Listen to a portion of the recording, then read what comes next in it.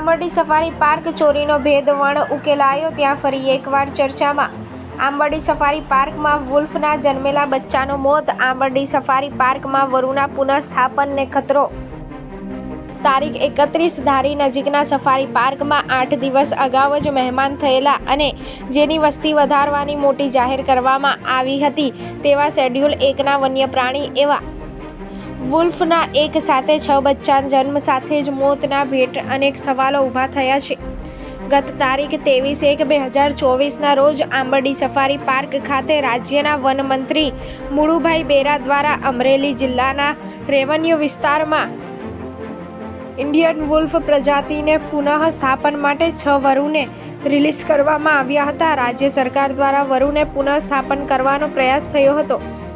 આ વરુઓને સક્કરબાગ પ્રાણી સંગ્રહાલયમાં જૂનાગઢથી વુલ્ફ બ્રીડિંગ સેન્ટર ખાતેથી અહીં લાવવામાં આવ્યા હતા.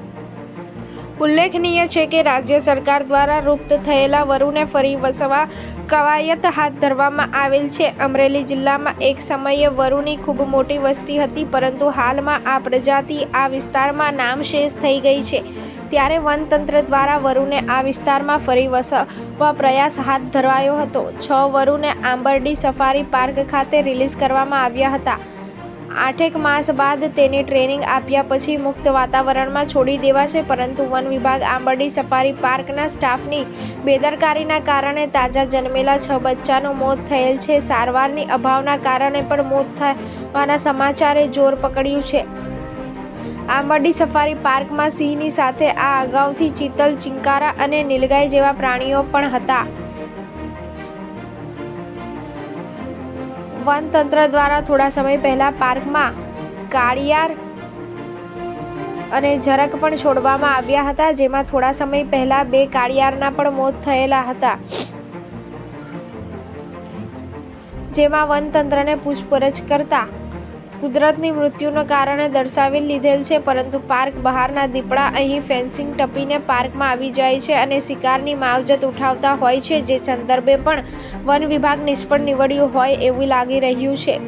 ગુજરાતમાં 150થી 300 વરુની ધરણા કરવામાં આવે છે. વેળાવદર, રાજકોટના રામપરા વિસ્તારમાં વગેરે નાના પોકેટમાં વરુ દેખાય છે, પરંતુ વન વિભાગ ધારીની ઘોર બેદરકારીના કારણે આંબરડી સફારી પાર્ક ખાતે રિલીઝ કરવામાં આવેલ વરુની પ્રજાતિને ખતરો હોય એવું લાગી રહ્યું છે, કારણ કે જંગલમાં વન્યજીવન મોતને ભેટે તો અનેક બહાર આગળ ઘર છે, પરંતુ અહીં તો વન વિભાગના સ્ટાફે પણ સુપરવિઝન કરવાનું સરળ હોય છે, કારણ કે સીસીટીવીથી તથા સ્વયં અને મોનિટરિંગ કરી શકે છે.